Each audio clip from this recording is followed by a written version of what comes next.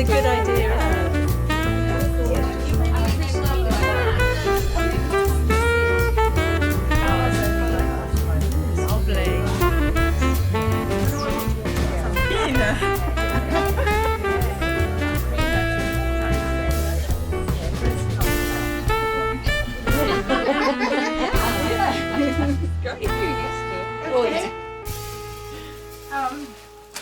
So I'm just going to introduce, I want to welcome Celia Pym, who's joined here tonight by Freddie Robins to be in conversation celebrating the launch of her beautiful book on mending, stories of damage and repair.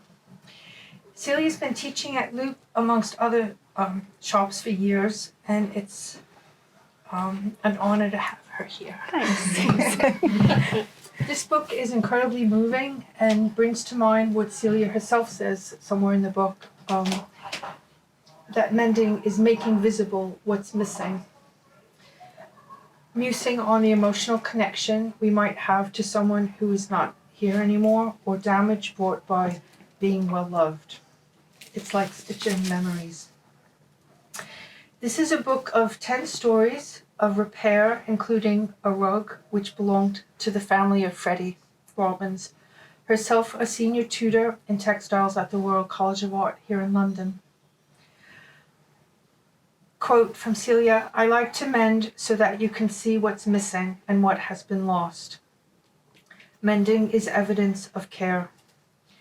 Anyway, here are Celia and Freddie and Katy Bevan, the publisher of this wonderful book, who will join them and monitor the conversation. Thanks, Susan. Thank you. Thank you.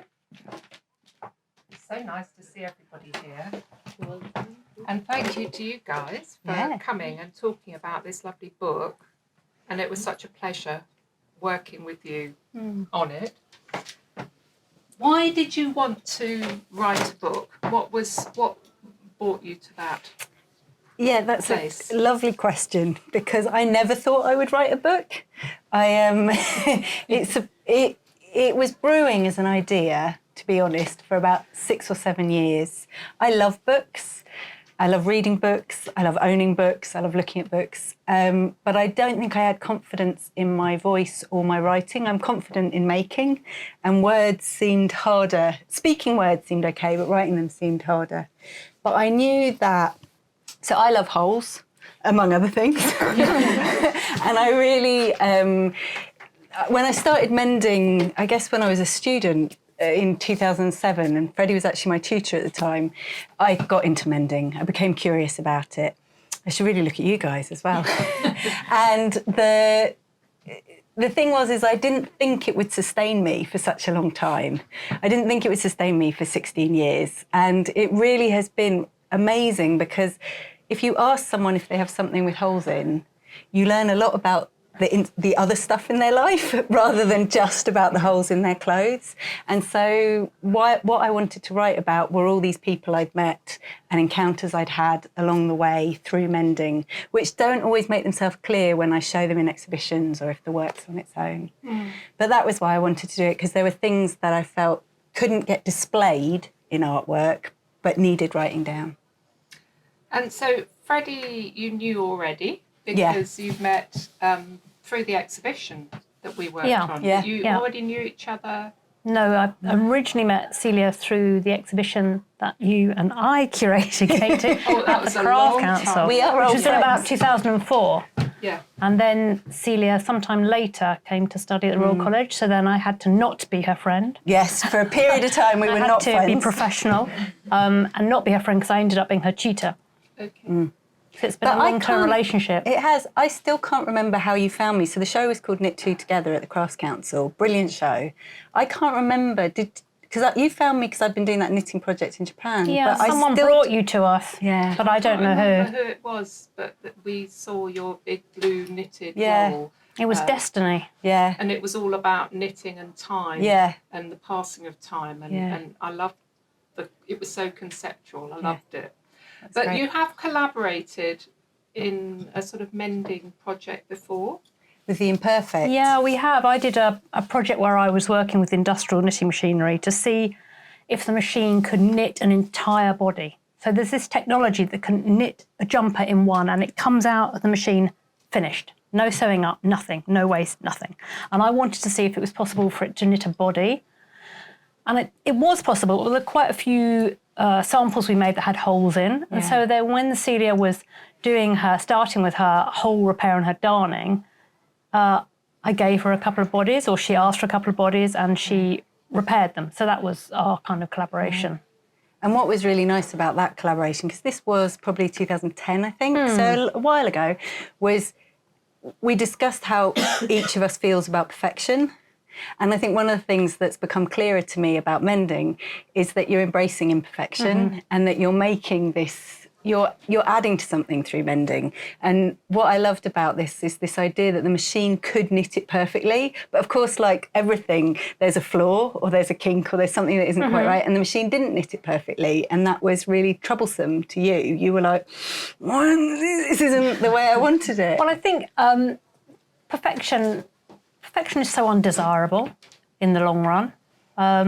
And I'm intrigued by the notion of this machine supposedly making perfect garments, but I'm not really sure what's so perfect about them. Yeah. If skill is lost and people aren't employed and the technology is actually really slow, very expensive, I'm just not entirely sure about that. But this kind of drive for perfection is something that I suppose is something that I've encountered a lot in my own life, and I think a lot of people are striving for some form of perfection in different aspects of their life, and it is undesirable and will drive you completely mad.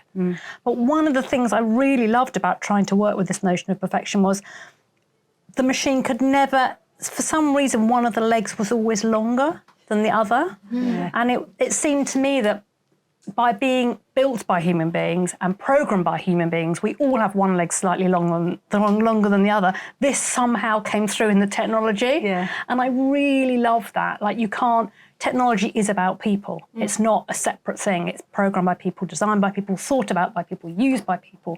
And that somehow gets fed into the supposed perfectionism of it. That's quite interesting. So, is your rug now more perfect than it was? So this is the rug that you've brought in. Yeah. I'm not going to open it up, but it features in the book. We can look at it later together. It's so funny seeing it again. It's not perfect, but it's more desirable than it was before. I hadn't really thought about it very much before. I mean, in the book, when Celia spoke to me about it, I spoke about the fact that we always had rugs in the car because my dad was super practical and he loved what he called motoring. Loved motoring.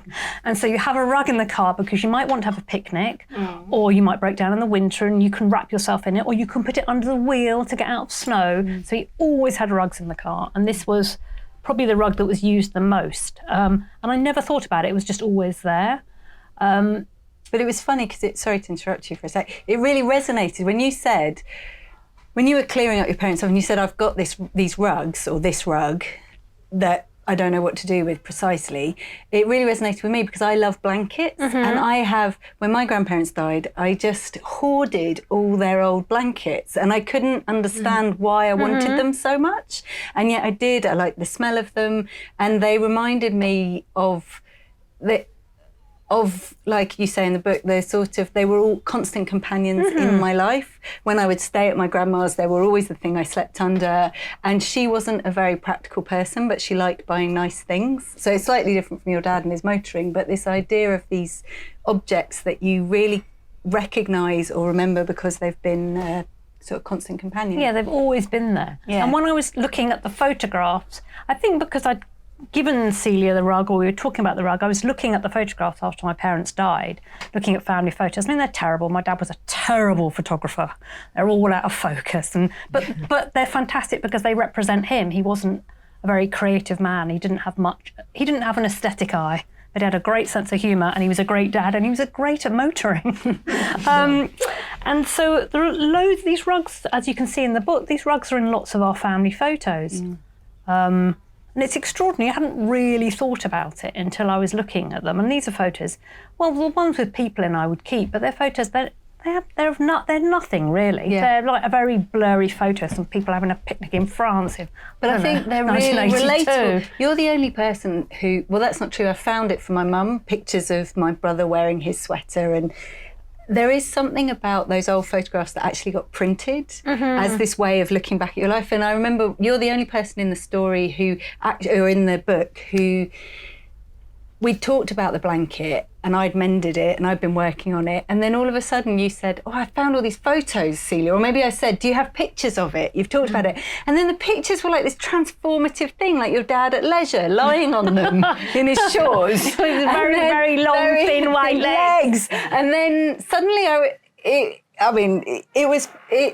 always think it's quite intimate territory asking people about their things. You don't know, you're sort of, I really appreciate you shared things, but suddenly I had a whole new view on your life because you gave me all these photos. Oh, look, there's Freddie as a kid. And we may never have had the occasion as friends for me to see that. There are so many moments at which you enter people's lives and you meet people, and there's so much we don't know about each other. And then through this rug, I see all this stuff, which I loved. And then we decided on an orange and white mend because there was a cooler, an amazing cool box. Yeah, 1970s. Oh, in one of the orange photos. and white cooler, yeah. Yeah, and you said, my mum loved modern things. Yeah. Can we pick this colour from this cool box? So the photo then led us to sort of choosing the colour and thinking about it. It was really special, yeah. Yeah, I mean, it's funny because it really celebrates what I see as like the mundanity of life. You'd go on holiday and the cool box would be between me and my sister in the back of the car, and the rug would be in the boot, and then you'd sit on it. There was nothing special or glamorous about it. It was just ordinary, but that's just, for the most part, that's how people's lives are. Yeah. And I kind of enjoy that celebration of the ordinary. Yeah, I really do. It's those very everyday things. And why is it that textiles absorb all those memories and those people? Well, I mean, this is sort of the main theme of not theme, but this is what the sort of idea that I came to in the book about why textiles are so effective in opening up stories or opening up memory, is because it lives next to our skin. I mean, that's not a massively original idea. Lots of textile theorists and writers have written about this, but there's something about wearing that garment or someone else wearing that garment or lying on that the rug that absorbs it's the tactility and the closeness to the body and all this memory that lives in the body, and that it sort of taps a little bit into my experiences with nursing or my experiences with other kinds of care, is that there's something really evocative about remembering the touch of someone or something. And I do think that translates through the softness of textiles. Not all textiles is soft, but the way that textiles can be soft. It literally takes on the shape or the smell or it's absorbent. It's like an absorbent material that will hold the person. So that for me is why textiles does that in particular, better than a bowl. Though I know people can have very strong feelings about bowls, or that I think it is the unique quality to textiles that it softens with the body if you wear it a lot or use it a lot, or it will hold some particular kind of evidence. Yeah, I'm quite interested in that idea that you went to stay at your granny's and you had a blanket on you and it was comforting. So it's sort of, it cares, their clothes are caring for you in a way, and now you're returning the favour by caring back. Yeah, I think that one of the things I love about mending, and particularly this blanket, this rug, sorry, I call it a blanket, so I keep tapping my mic as well. I call it a blanket, but it's a rug. We refer to it as a rug, you refer to it as a rug. One of the things I like about mending, and particularly on this rug, is it can be really slow. The way I do it is very, very slow work. So it gives me time with the object, like just by the nature of what it is. It slows me down and gives me time with this thing. And I think that care, the kind of care I'm interested in, is the quiet care that is sort of mundane. And there is something kind of ordinary about just stitching back and forth on the blanket and reinforcing it that I like what it does to me, that, as well as it being generous to someone else. I actually really enjoy it, the way it helps me think of the other person and understand what's what. I think that understanding things takes ages. I'm astonished at what, at 44 or what. Yeah, I'm 44. Is that right? I'm 44 years old. I'm astonished how I still go, I hadn't figured that out about life. Like, I'm still constantly startled by what I you don't continue get. to live. Yeah, exactly. I continue to live so I can continue to understand things. But I feel that way when I mend things. Like, I get it. I don't know. Everyone smoked in the 70s, because I think there is a burn hole in this. Both my parents smoked. Yeah, and now everyone doesn't smoke. And my grandparents smoked. All of the photos of my grandparents had a cigarette. They held a cigarette. They held a cigarette, and then I'm like, we lost that, which from a public health perspective is great. Nobody smokes anymore. But I remember thinking about that burn hole, getting a massive wave of nostalgia for my grandparents smoking, and it like unlocked a bit of my brain where I could remember the overflowing ashtrays in their house.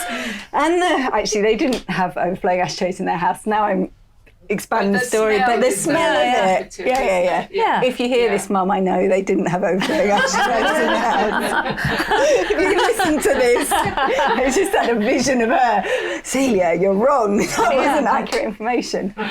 But is there a huge responsibility if somebody has died and you're given something that belonged to that person that's deceased? Yeah. And then you have it's almost like you're holding the bereaved person's sort of care. Yeah. And how do you process that?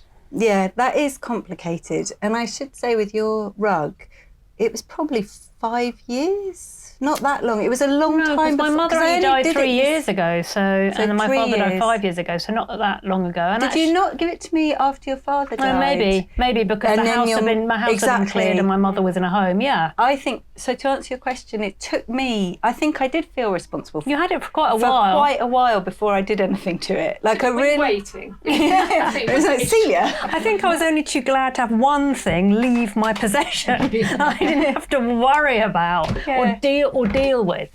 Yeah, kind of decide what to do with, and that was occupying, this amount of space in Celia's home. And I do sometimes think that's the role that I play, is to hold the thing for a bit of time. And actually, if the book wasn't happening, I'm not sure I would have mended it just yet. I think, and that would be okay. I would have still had it for even longer, and it would have been in my house. I hold a lot of things for people. I think grief interests me in that it. The varied ways people experience it. And I've done a fair amount of hospice care work, and it really interests me how you can support someone. It's almost like a circle around someone. You're just holding the space. And I feel that way with these things that sometimes come to me. Not all of them are from someone who's passed away, but some of them do. And it is quite hard, but it's always been something I wanted to do, to offer that support. So I can't express it better than that, in that I feel like I can hold it. Not always. I have had things come and I've gone, this is too much for me, and I've figured out a way to say no to it. But that's a conversation with the person as well. Yeah. So even therapists who are doing that kind of stuff then have somebody they go to have an outlet in a way. So I'm wondering if you have to have something like that. Yeah, who mends the mender? Yeah. I don't know. You guys. My friends mend the mender. But we do. I think about care as this endless sort of active circles around people. Yeah. That at some moments you're the one who's doing the caring, and then at another moment you're leaning on someone else, and you're constantly in this. And not to get too heavy with the metaphor about mending, but you're adding a little bit here, and then someone else will do a little bit. So that I hope, though you said this is too beautiful to go as a rug anymore. It's going on the wall. It's too beautiful. When it arrived, you posted it back. Ben and I were going, oh my God, it's so beautiful. It's the painting. Oh, we're going to have to find a way to hang it or put it somewhere. It's not, you've transformed it. Yeah. It's not the rug it was. It's not the rug to go in the back of the car and So it's sit not going on. back in the boot No, then with the wellies? it can't go back in the boot. It's like, you've transformed it into something else. And I think that I hadn't anticipated that. I know Celia's work, I know what she does, but I hadn't really anticipated that I was going to give a wholly old rug and get back basically a painting. It was a bit like, oh, this is something else. It isn't a useful rug, it's a beautiful painting. And I feel like Celia should have it back. Well, And exhibit it. You know my strategy. I've actually got, if anyone's a curator in here, I've got a great idea for a blanket exhibition and a rug exhibition, so maybe I will. But I am in a funny place with this because a couple people have said that I can't use this item anymore, which is fine. Maybe, but I guess I'm sort of excited about things sometimes that stay in use, but I've noticed that I like to transform things. So I'm curious. It's a complicated thing for me in the work. Like, I'm not making it more useful. I'm just making it what I want to make it into. You know, I am filling in the holes. I am following the holes and I am mending it and I am darning it. And you could use it again, but I have had feedback recently, which is like, I'm not using, that's going on the wall or that's going behind glass. And then I get really confused because I'm like, oh, that undermines all my ideas about use. So I'm doing something else that I don't totally understand sometimes. So you're putting care into something and you're repairing it and rendering it useless. Yeah. I'm big on that. I'm really big on that. Really I mean, most of our lives Yeah. are full of things that are useless, but we try and pretend they're useful, so that justifies us buying them or owning them. Yeah. I don't have a problem with that. I've got loads of other blankets and rugs I can sit on. The only thing I would say is if you do sit on this and do take it out in the car and for picnics, if it gets marked or, you know, I hope we're friends in a couple of years' time.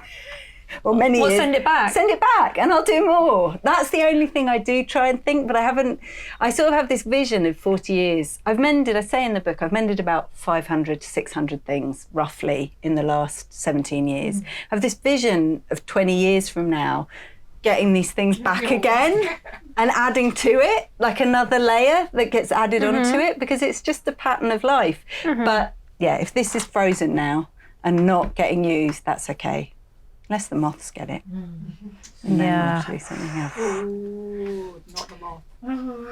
Yes, don't mention the moth. Sorry. So did you, when you were writing the book, did that give you a chance to sort of think about all these things more deeply? Yeah. In that process of So writing the book was so interesting because it took me ages to find my voice. I don't know if any writers are in the audience or what people, but at first I thought I had to write a book at a distance, like, these are my ideas, this is what mending's about. I knew I didn't want to write a how-to book. I don't know how many menders are in the room, but I knew that I'm not very good. I'm fine with giving instruction, but I change my mind all the time. So the thought of having to write down instructions and having them printed was terrifying, because today I'll tell you, oh yeah, it's fine to use a thick yarn on a fine fabric. And then tomorrow I'll be in a mood and I'll say, no, definitely don't do that. That's a terrible idea. And the reason I say that is I think creativity goes in waves and changes. So I knew I didn't want to write a how-to. And then I couldn't find my voice, or it took me a while. And then when I did realise I would write something quite what I would consider straightforward, accounts and personal, and use the first person, I think I was taught from when I studied as a younger person, that to be serious, your first person voice wasn't that great or something. And so I think I felt that way sometimes about my work, that I need to give it something more. And actually what I got from the writing was it's absolutely, the first person voice is fine. And just the simplicity of what I've done, how it happened and the way I feel about it is exactly what I wanted to say. And so writing the book was really good, because I'm always a bit shy of talking about my experience with nursing, for example, because I'm not, to be completely honest, I still am not 100% sure where I stand with it, but I did do it and I did learn a lot and I do know a lot about the body and holding the body. And so I thought, well, I'll just say that. I do know what it's like to wash people and dress people, and I know what it's like to... Sorry, now I'm going to cry. What's going on? Okay, steady on. Hang on. I do know all of it. And so the book was really good to give me the confidence to just say this. You know these things. These are experiences you've accrued. And that's also true with the mending. You've met these people. I for a long time I felt it was private, the encounter I had with the people. And then I thought, it's okay, you're just saying how lovely it was to meet someone, and that through this sweater or this rug, you learnt something additional about them that actually is quite mundane. Sorry. Yeah, it's okay. I had a mundane childhood. It's mundane, fine. you know, and yet it resonates. Exactly. We all did. That's the beauty of it. Yeah. We relate to it, Yeah. can't we? Yeah. So it's more relatable. Totally. Having that something that's a bit like not the. I mean, Vivian Lee's terribly glamorous going off to Mumbai, but you know, I haven't done that in a woolen suit. But that's a story in the book. In case you don't, that's another story. You'd have more sense than wearing a woolen suit to Mumbai. I mean, honestly. There are 9 other stories in the book, which, if you haven't seen it yet, which are all moving in their own way. Particularly the stories about the rucksacks. Yeah, that one was incredible. Yeah, and the girl that sadly died. Laura. Mended her rucksack. And there are some gorgeous stories in there, and it must have been hard to know what to leave out. It was quite difficult to decide what to leave out. There were things that I wanted to put in which wouldn't. I said no, that's not going in. The editing of the stories, I was trying to make them as different as possible. So in the book, if you haven't read it or looked at it, there are 10 different things that I've mended, that I've written about, that span from 2007 to this year. And I wanted a variety. I was anxious about being too sentimental. So we start with a few things from my own family, which was unavoidable because that's the place I began. Most things in my life root back to my own family. And then I wanted just a variety was the main thought about editing it. So, for example, Siri's sweater. So there's one sweater which belonged to a woman I know, and she'd cut it in half, and there's absolutely no story there. It's just like she just cut it in half, and that was that. And then she didn't know what to do with it. She cut it in half for design purposes. She was trying to make a cardigan, I think, and she was trying to figure out the patterning for the cardigan. And so this was a sweater she'd bought, but then she had these 2 halves of a sweater that she didn't know what to do with. She's like, I know who knows what to do with this. Celia. And so it came to me, and I think that made it, that was a story that was sort of completely unsentimental. Well, it's a resolution that you're offering of a different kind. And it was also quite nice light relief sometimes to look after something that wasn't so maybe weighted with the loss of someone or, you know, something else. But the editing, can't think what I left. I don't have another book in me. Sorry, Katy, were you hoping that I would write another? God damn it. With all the other stories that I left out. Yeah. No, I don't. I can't think of a better way to answer that about editing. Was it bearable, the whole process? It was. I would recommend it if anyone's keen to write a book. It was really great.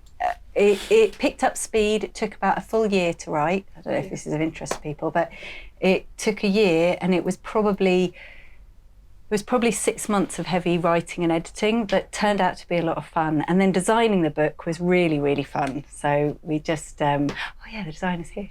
And so that was extra fun because, I don't know, I didn't know what designing a book would feel like. And is Man on here? Yeah, she is. Oh, hi. We never actually met. No, you just emailed and spoken to her.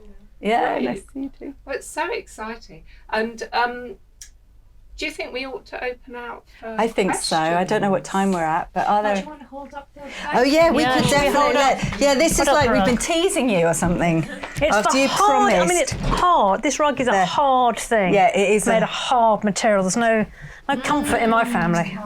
Fantastic. So beautiful.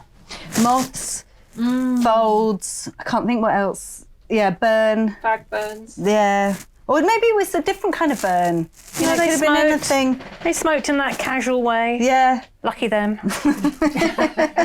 Yeah. But it was funny because the areas, the other fun thing about this rug was the grid. I never worked with a grid.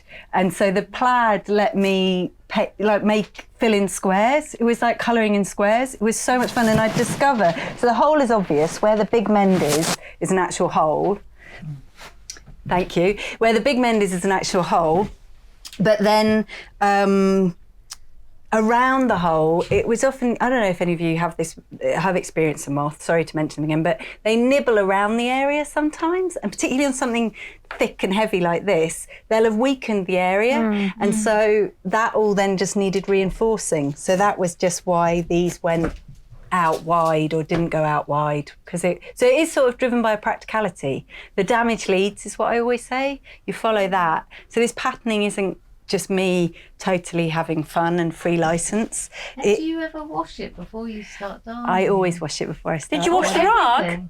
God, it's never been washed its entire life. Wow. No, I hand wash it in my bathroom, Right. and then I rinse it. I didn't realise that, Celia. Yeah. Wow. I wondered that about the animal Zumba jumper. Did you wash that No, before you that I started? didn't wash before I started it. I hadn't got into washing things at that Right. There'd be point. nothing left. 2009, yeah, that was too fragile. And did you wash it in the end? No, it's never been washed. Wow. Yeah. So there's a Norwegian sweater that was wildly damaged, which is the third story. I know you were grossed out by all of that, weren't you, when you went to, sorry, Hannah Moore.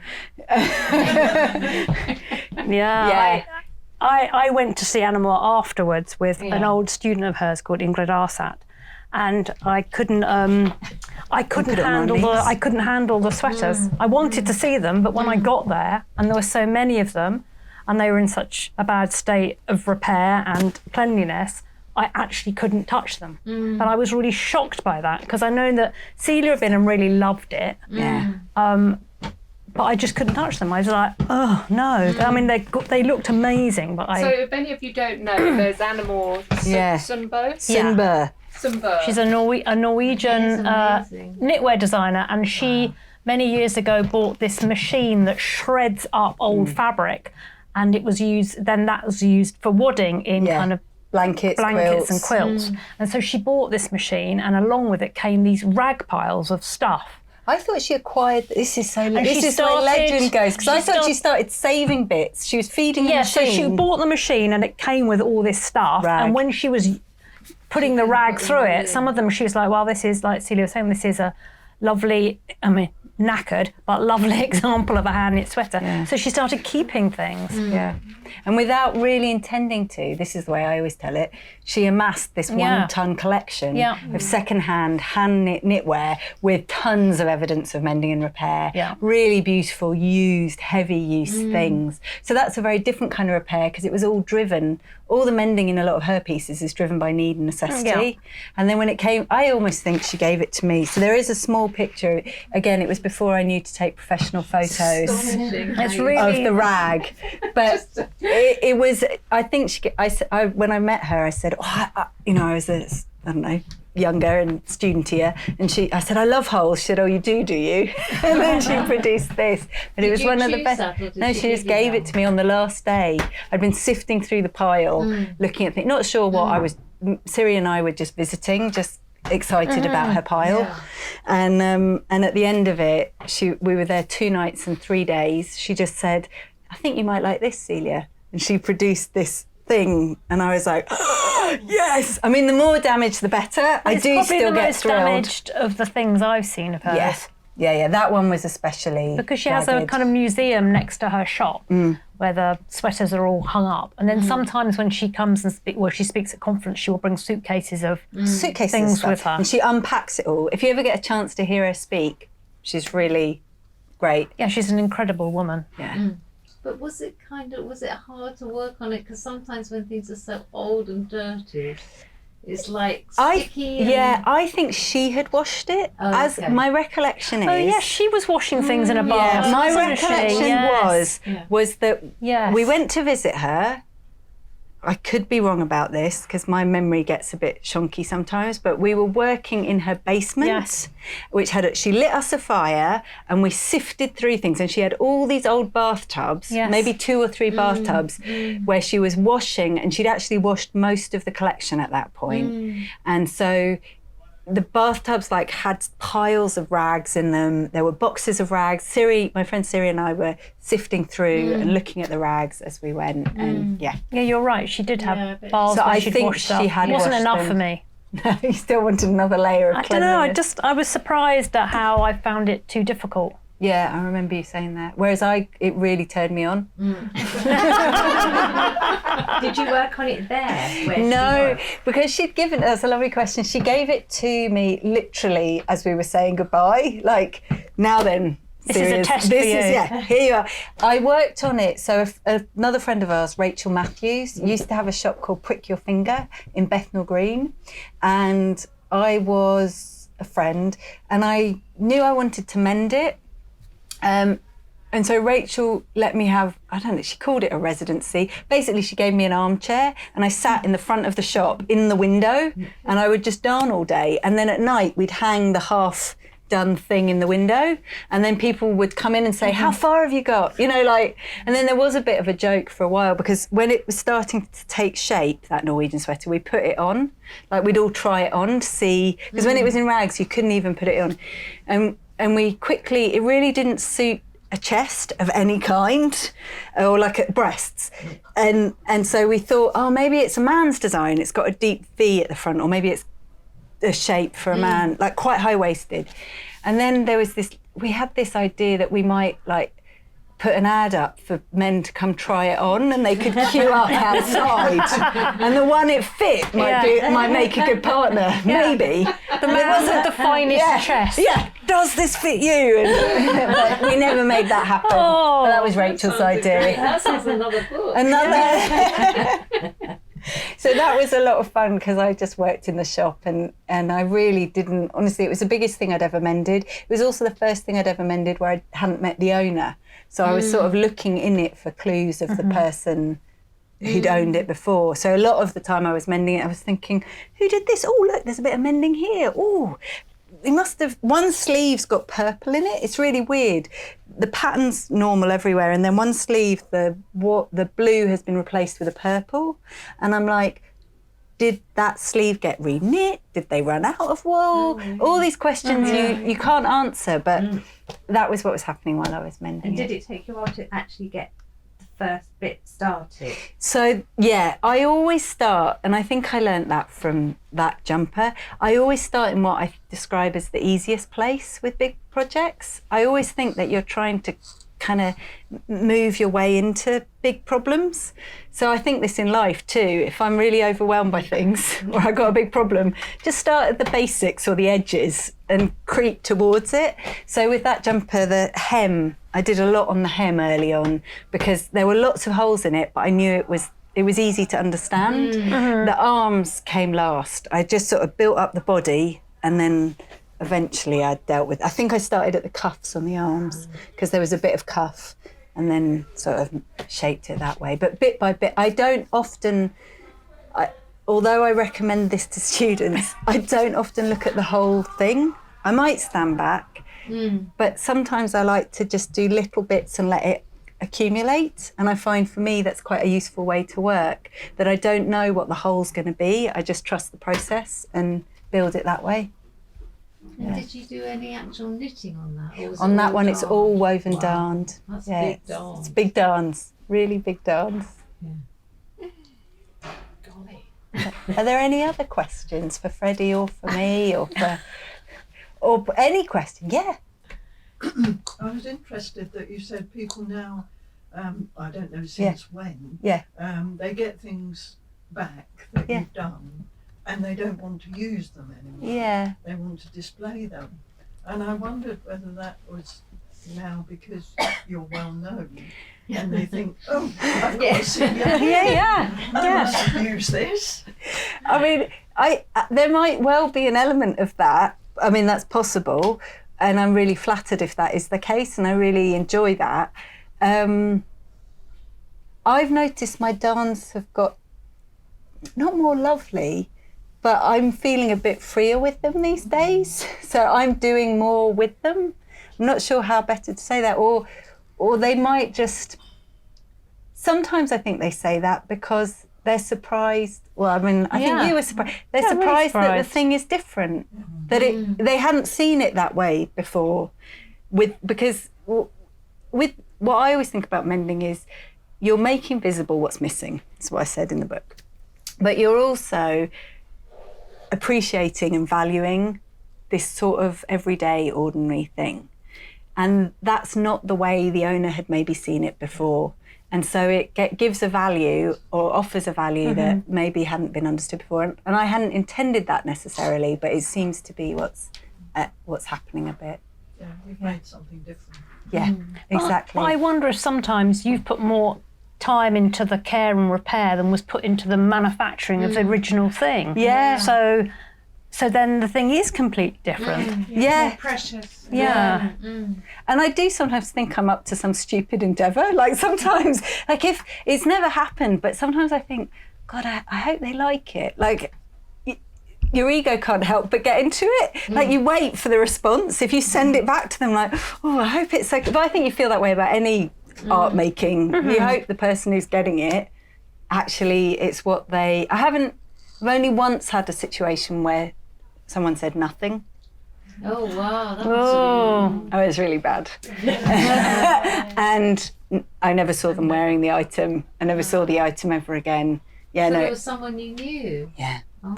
Tell us later. Later, when the camera's off. You can tell me, I won't tell anyone. I might. Yeah, but I do think there's something interesting about the handmade versus manufacture. Yeah. And that, I mean, for me, things are always more lovely after a bit of life in them. Yeah. Even though I love new things and I feel good when I've bought and wearing something new, the things that are really good are that have lived a bit. So the manufacture is just the start of the thing. It gets good once it's had some living in it. Even manky old t-shirts are better. Yeah. A couple of years down the road. Does that answer your question? Absolutely. Yeah, there's one at the back. Hello. Hi. I'm curious. Do you have I'm thinking this is sort of like a antithesis of fast fashion and overconsumption. Do you have anyone you've ever had to convince of why this, why darning is cool, right? We all know it is. But have you ever sort of had to convince someone or someone's not got it, and any scenarios like that? I'm just curious. Yeah, that's really interesting. I've had a lot of people ask me, and I find it so weird. Oh, do you make a living out of this? And I think, well, I'm alive. I'm living. What do you think I'm doing with all my time? I don't know. I mean, there's always that thing on a train or an aeroplane, maybe not so much in the last couple of years, where the person next to you says, oh, what do you do? And you say, oh, I'm an artist. And, oh, well, what do you make paintings? And you say, no. And I say, oh, I make textiles. And, oh, what kind of textiles? Oh, I say, well, I mend them. And they say, oh, I don't, or often they say, oh, my gran used to do that, or I remember my aunt used to do that. And quickly it's like they're not that interested in why I do it. They're remembering their experiences of other people who do it. And so then we're talking about them, which is fine. but I haven't had trouble convincing or sort of talking about it that way. I really didn't think it would take off. 10 years ago, it was like a niche thing, mending. Now, Instagram, the internet is awash with, there are books, lots of books. So I feel like it's gained a more mainstream popularity, particularly around sustainability and fast fashion. So I think there are problems there, and it doesn't really chain it. The amount of mending that would need to take place to keep things in use, it's harder. Tell me. Well, there's mainstream and mainstream. Yeah, tell me. Okay, so it's big for creative types like us. Exactly. Who do this kind of thing, and we were doing it back in the day, but I still mend Bryson, my husband's clothes. Yeah. And the kids at school. And so I mended this. He had a lovely shirt that was lovely and soft, so I mended it with some beautiful bits of Liberty lawn. And one of the kids at school says, oh, sir, couldn't you afford a new shirt? And so there's for them, Yeah. there is still this stigma Yeah. attached. Yeah, there is. And as in the old days, it was only the Lord of the Manor who went round with darn socks. Yeah, everyone else Everyone wanted else their wanted own. new. Yeah. And there's a reason why it's King Charles has got a darned barber that's very Yeah. famously, because he doesn't care what No. people think, and he doesn't have to. Yeah. So But I do think there is a changing status around clothing, that people are interested in personalising it. yeah. And so, to answer your question, I can't think of someone I've been in like a heated argument with about this. And certainly students we teach are really interested in waste. I mean, it's like a really hot topic at the moment. But yes, I think there is still a stigma for some people. There is still there is a feeling that you don't want to wear something mended, maybe. Has anyone ever told me it's a complete waste of my time? No, I don't think so. But then if you were painting, someone might say it's a waste of time. True. You know, like lots of art practice is considered a waste of time by people that aren't interested or don't value kind of a creative lifestyle. So I also that's quite kind of like no different wasting in a my way. time. I love wasting my time. I think it's really well, that's why I weird love about knitting having a things that have productive- no function. Yeah. Spend a vast amount of time in a studio knitting something that has absolutely no function. Yeah. And I find that deeply pleasurable and deeply subversive. Yeah, I agree. You know, so it's a completely similar agree. kind of thing, isn't Yeah, it? yeah. But I think what's interesting with your work, Celia, is the number of fashion designers or fashion companies that have designed garments based on the ones you've repaired, making new things based on darned ones, or trying to make them look darned, or trying to make them look like they're distressed. Well, there's one at the moment by an Italian knitwear company. It's almost an exact copy of the Norwegian jumper, and it's it's extraordinary because but they've done it like digital knit. It's digital knit, so all the white bits which are darned is this digital knitting pattern, and it's so weird because it looks like they just made a blurry mistake all on the design. I mean, it really is it's the closest copy I've seen in ages, but there are lots of them. Yeah. And it's almost like a trend to see this dark. It's really strange. So it's like the opposite of what you're talking It's about. like the deep irony that you're doing this repair work that then is spurring the industry on to make more things that look like they're darned. Because, It's funny also the craze for like kids wearing jeans with great slashy holes in, like ready to get on the bandwagon. But I must have told you, I mended a pair of jeans this year, and the person asked me to mend them back to the torn state. So jeans with holes in your knees, if they're designed that way, I don't know if anyone owns jeans with holes in their knees, but you often catch your foot on it when you're pulling the trousers on, and then they tear more, so you get a different flap. And this person, who I really liked and I was really happy to do the job for, she wanted the flap mended back into place, but she wanted me to leave the fake hole intact. I love so it. I had to mend the distressed jeans back into their distressed state. But that was fine because that's what she wanted. I mean, it reminds me of someone I know who always used to make her own clothes, and when her son was born, she made him clothes. And then when he started going to school, he wanted her to sew labels in them. To make it look. Yeah, because he didn't like people thinking his mother had bought a shirt. He wanted to have a shirt like the other children had. Yeah. So that, I mean, I love those kind of stories. And did she do that? Did she make him she labels? I think that she did just sew stitched them in because it was easier. Yeah, because he was unhappy. I mean, who wants to, when you're a child, who wants to stand out? Who wants a weirdo creative mother? I used to buy my daughter hideous school shoes that I loathed because I didn't want her to not be normal. Be the freaky child in Essex that had the more arty school shoe or the more old-fashioned traditional school shoe. She could have the hideous Clark's shoe that was shiny with embroidery on, even though I detested it. Yeah, go ahead. So what are the factors now, because I'm sure you get asked a lot to do mending, what are the factors when you kind of go, yes, I will take on this project as opposed to... Yeah, I don't have criteria. Again, a bit like my teaching, do it this way or do it that way. I don't have criteria. I haven't sought out, I used to hold mend events where people would bring things, and they were sponsored usually by an institution, and then I didn't have to charge people, and they were really exciting events because you just see it was a rush, so many people, so many things, so much weird stuff from other people's lives, like just coming. And I treated it a bit like I was the in role. I'm the mender. Today you're meeting me as the author, everyone. On those occasions you'd meet me as the mender, and I was very serious about my role. I haven't I've been writing this, I've been doing other things. I haven't had new stuff come my way. I'm not inviting it, by the way. I haven't had anything new come my way for a while. I've been mending a lot of my own things recently. I'm not sure why, but that's mainly the jobs I've wanted to do.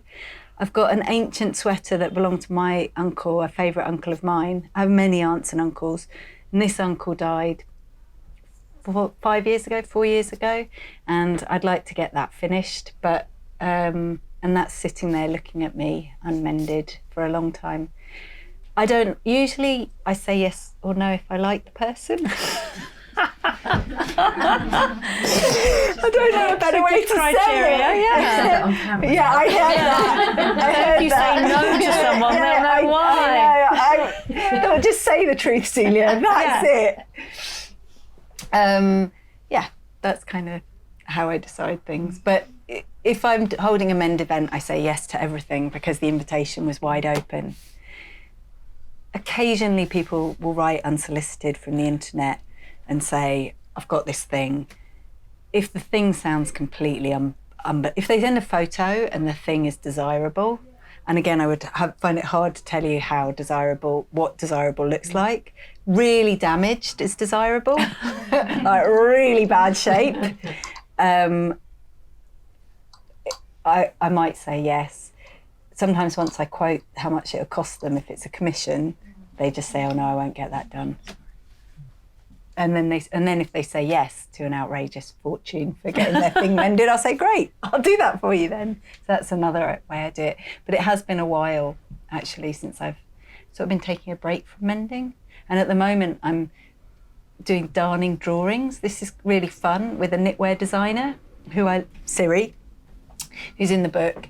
And what's funny about that is it's like the opposite of mending, because there's nothing wrong with these jumpers. They're brand new, and yet it's just so much fun. I'm stitching all over them, and we're having a really nice time. She throws a dice and it tells me where to make my mark. So instead of following damage, I'm playing a game now where I just darn and stitch.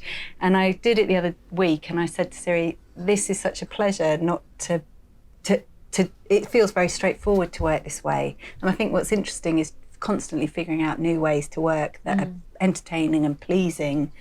And that mending's not done by any means, but I think writing it was what I did this year instead of actually doing too much of it. Is that right? I've now got this thing in my head about like a how-to-do book that it's not fixed. Ooh. So you've got like, if I feel grumpy, this is how I mend. If I feel tired, this is how I mend. This is a Tuesday mending, and the instructions are different for each. Yeah, just on a whim.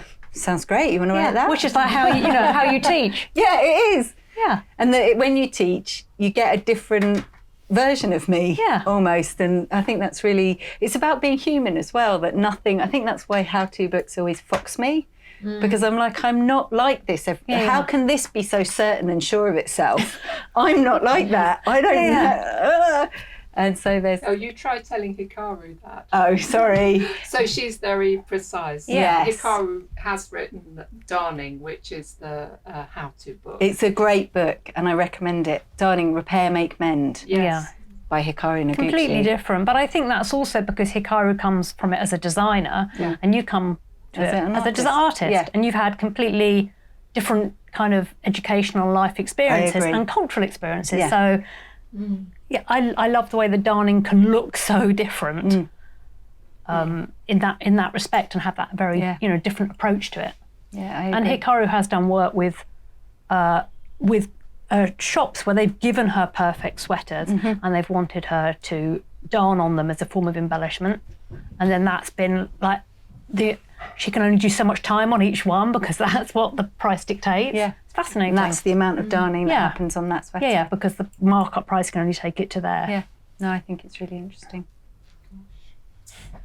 Yeah. When you start a project, Yes. do you have a vision of what the finished object is going to look like? Yes, that's a great question. So I'll just use this one as an example because it's nice and easy. So this is Bill's sweater.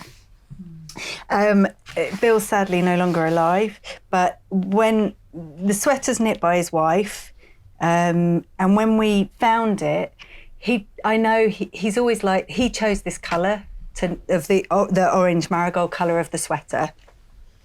And he just said, we negotiated the colour. Basically, I knew I wanted to do it in something bright, and I tested a bunch of colours and showed him all of them. I took it round with Tess, so I stitched in lots of different colours, and then I let him choose. So from that point of view, I had an idea about the colour, but in terms of the patterning and where the stitching goes, I usually, like I said, what I love is I don't really make the decision. I just follow where the holes are. I just go, the decisions I make about how wide maybe I reinforce, but basically the problem presents itself and then I respond to it, yeah. And then with Freddie, it was a conversation about the colour, but I sort of knew, like I didn't really discuss it with you, but I knew that it was going to need a lot. And every time I'd hold it up to the light a lot and discovered more moth holes, and I'd swear and say, oh, there's another one. And then I'd do that one. Not really, but a little bit, like I couldn't believe there were still more holes to find. And sometimes people really don't want to wear the thing again. I'm trying to think if there is a story in here. This little sweater, that one, it's not really ever going to get worn again. I knew that when I mended it. And so I wasn't too worried that it wouldn't fit over a child's head anymore. Like the cuffs are too tight. So sometimes I'm thinking about, this is just getting preserved. Like I need to look after this. If a child was going to wear this, I would have mended it probably a bit differently because I would have needed to think about use. Mm-hmm. So that was a different way of, I try and understand what the person, or understand when the thing goes back to the owner, how is it going to get used, and therefore what's the most appropriate mend for that. Yeah. I love the mental pictures I get. I reread this book on the train here, and I love the mental pictures I got behind the stories. And so things like with Bill's sweater, where you said that his sweater's missing now. Oh, God. And his daughter said, well, maybe someone in the nursing home is wearing it now. And I love the idea that somewhere out there, someone might be wearing that. I did too. So when Bill died, the sweater went with him to his nursing home, and then he swiftly went to hospital. And the daughters know they didn't throw it away. They know they didn't throw the sweater away, but they cannot find it. And so, like you said, like she said to me, oh, well, maybe there's some old guy wearing it at the nursing home. My grandfather was forever wearing a lady's cardigan.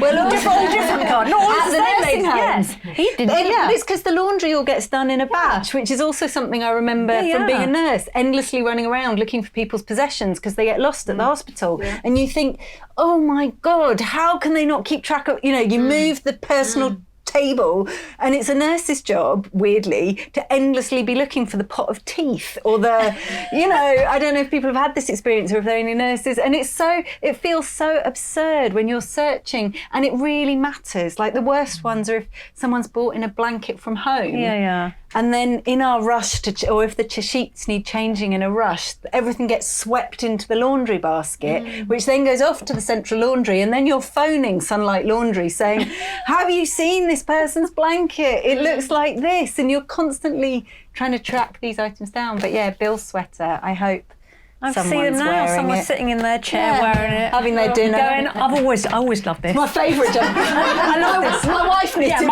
and my daughter darned it. Yeah. Oh no, it's really great, this darning. I remember discussing it with them. I love that. My granddad used to do that all the time. Yeah, I used to be down. He'd go, I was down the mines. Wasn't down the mines. He's a Londoner. Just telling stories. It's really fantastic. I look forward to it. Yeah, well, maybe I'll encounter that sweater one day. Yeah. Yeah, but lost things, I've always felt that way. Like, if you've ever found any of these lost items and the darning made you curious to try and track down what happened to them, if they drifted apart from me, 200 years from now. And I mean, I love finding all those archaeological objects that get dug up and we interpret, and you think, hey, they're just making this nonsense up about a pot or a basket or whatever. And I do think, well, maybe this would identify it. You could definitely trace it all the way back to here. I mean, this is way too heavy, but I was obsessed with reading stories of refugees from the Holocaust when I was a child. You know, all the brave men and women who travel places and stuff being sewn into garments. And that was your identifier. The mother knew that was their child because it had that thing sewn in, or the Foundling Museum and the scraps of fabric. So this idea that the clothing might drift from you, and yet if the right person finds it and knows, then the darning would tell you. Someone could find their way back to me, and I would be able to say, yeah, this is definitely from them. Not that that's a need, or that is actually a problem that exists, but that's sometimes how I think about things. And that the clothes we leave behind are still us. And it's interesting that the objects that you've worked on, the stories, they don't stop. No. So that's not the end of the story. No. It's going to go on, and the objects go on and have a future life, as long as they're not just sort of, on the shelf, as it were. Yeah, they live beyond us. Yeah, they do. Are there any more questions? No. Oh, there's one, Yeah, you mentioned your work at the hospice, Yes. care work, and have you ever had the opportunity to talk about the act of mending with someone, elderly? Because, over times mending was a necessity, I think, and nowadays we find joy in it, we have the choice. Yeah. And, I haven't, so I have two lovely aunts who are much older than my dad. They're 15 and 16 years older than my dad, or something like that. Again, sorry if I've got it wrong. Don't watch this, Dad. So they're one of them's in their late 80s and one's in their 90s. And of course, they definitely view mending.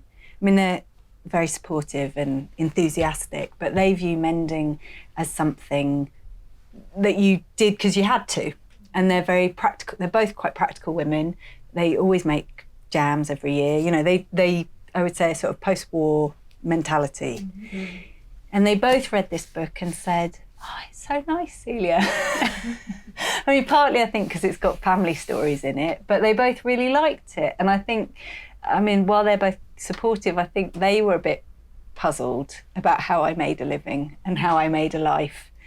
So, it was interesting to hear from them that this resonated and that it made sense. I don't know if I've spoken. Both my grandmothers did not mend. My American grandmother, she was more interested in going out and looking great, which is what she did all the time. She was a lot of fun. And my dad's mother was a communist and mainly just held political party meetings, as far as I could tell. As far as I lived with her, and all these old people in sandals and socks used to show up a lot and talk about that. So neither of those women, and my American grandmother was a librarian, neither of them were interested in domesticity at all, and I think they associated that with that. I don't think I know that many older people who are outside of my family. I'm trying to think of people. So no, I haven't really had those conversations, but I know for some people, if they were raised to mend because they had to, which is what you were talking about, that's still the association they have with it, of course, because what we learn in childhood is so imprinted on us. Did your mother darn? She was not a darner. She's a great knitter, my mum. She's super creative, though I don't think she would necessarily say so herself, but she is. She's a massive influence on me. And I don't recall her mending is more like a flourish of a patch on something. Like if we moved house and the curtains weren't long enough, I can imagine her just putting a strip of extra fabric to make it longer, but I don't think she'd think that was mending. And certainly not darning, though she does now. Oh, Celia, I see texts. I've done a bit of mending on your dad's sweater. It's not as good as yours. I said, don't worry, Mum. No, It's all right. it's as good as yours. Oh, thanks, Julie. I think yours is pretty No, good. it isn't. Yeah. I start off thinking of you. I channel you when I start. Yeah. I think Celia does it all like this, Mm. and then I go, and it's just backwards and forwards till it's like a mass. The hole's covered, but it's not in those Not in those neat lines. I don't know why. I like You haven't a put neat the line. hours in. Yeah, Julie. Exactly. Well, I'm still working on the sweater you gave me, that French sweater with the big holes. Yeah. One day I'll get that one. Yeah, it'll be fascinating to see. Yeah, that'll be the next book, Katy. Will it? Yeah. Well, there is another book. Well, I didn't think there was, but now we've got so much to say. You've almost written it. Yeah, great. No, I was taking notes though, definitely. It's all recorded. Yeah, it's true. Just type it up. Are there any other questions? Anything? Anything. Not that I'm desperate, but you can ask anything you like.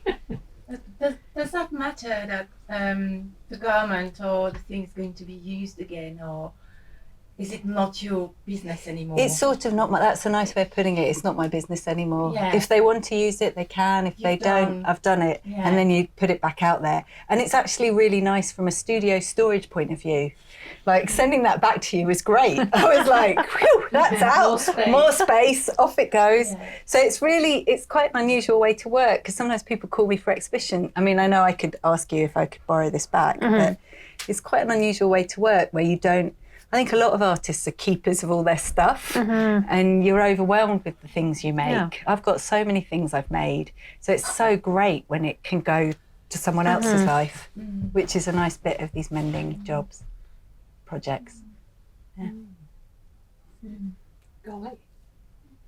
Oh, another one at the back. I'm Yeah. curious to know how you felt about, you were saying about the designers copying your Oh, yeah. thing. How did you feel about that?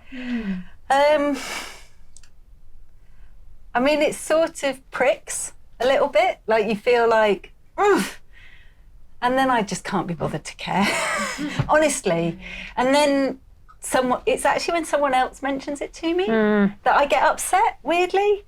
Like if someone sends me a picture, so outraged, I just saw this and I think, why did you tell me? What am I supposed to do about it? Like, that's how I feel. That, I mean, there's such a fine line between inspiration or influence and copying, you know, that I feel like if I'm really, why expend a lot of energy getting upset? You know, they can't be making that much money off that design. The whole business is an expensive business and they've done a crap version. So I can't get too upset. But then sometimes I do feel sometimes I feel embarrassed like I should do something about it. That's a very honest answer, but I can't be bothered. Maybe we should write them a stern letter. You can write them a stern letter. Sign I it. need someone else to write the stern letter. Well, that's where other people Come in come handy, in. yeah. And so, you Yeah. know, everything we do Yeah. is a sort of collaboration, isn't it, really? Yeah. Yeah, I mean, I think those things. I think it's really sad that people do that, but it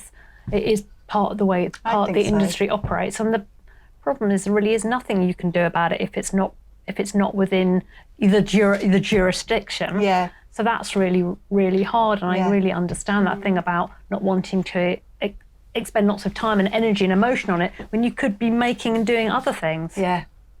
I think that's it. And it's super difficult, isn't it? Because them copying you is completely outrageous, but it's not affecting you professionally. It's not like you're trying to sell those sweaters and manufacture them and put them out there. It's just really irritating. And why are people so lazy? Yeah. And have no pride? Why do they have so little shame? I don't know. I mean, if I didn't get an exhibition because someone else got an exhibition with pieces of work that looked exactly like mine, then I'd be really upset. Yeah. But a sweater in Italy or in China that I'm never going to see, I can't. It wasn't darned, was it? No, it was just knit. Digitally Knit, somehow done. Yeah. Yeah, I just think it's really infuriating. And it is lazy, but I also notice sometimes people don't realise they're I mean, I think in this case, this particular example, they knew what they were doing. But there's also that weird thing with the internet where people are so lazy, an image gets separated from the owner. So something lands in the classic used to be Pinterest, something lands and they don't even know where it came from. They don't even know that an individual person made it.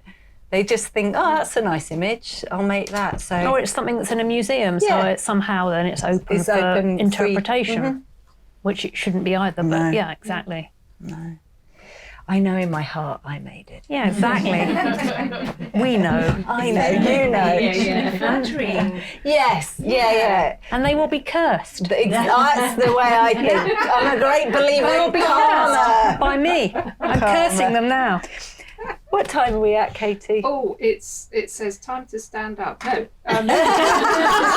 it's nearly 8 o'clock. So I think we should draw this to a close for the formal proceedings. Yeah. But Celia and Fred will both still be around if you want to ask questions more directly. And I just wanted to say before we finish, this is sort of the formal launch of the book. And for my new publishing venture, it's been an absolute joy working with you. And I'm so proud of the book. And it looks so beautiful. And thank you, Manon, as well, for all your work on it. Manon made it look really good. Yeah. So that's been an absolute joy. And thank you, Freddie, for coming. My pleasure. Yeah, It's thanks, always Freddie. fun to chat with Celia and you and old friends and new friends in the room. Yeah. How about that? Yeah. Nice. What would you rather do on a Saturday night?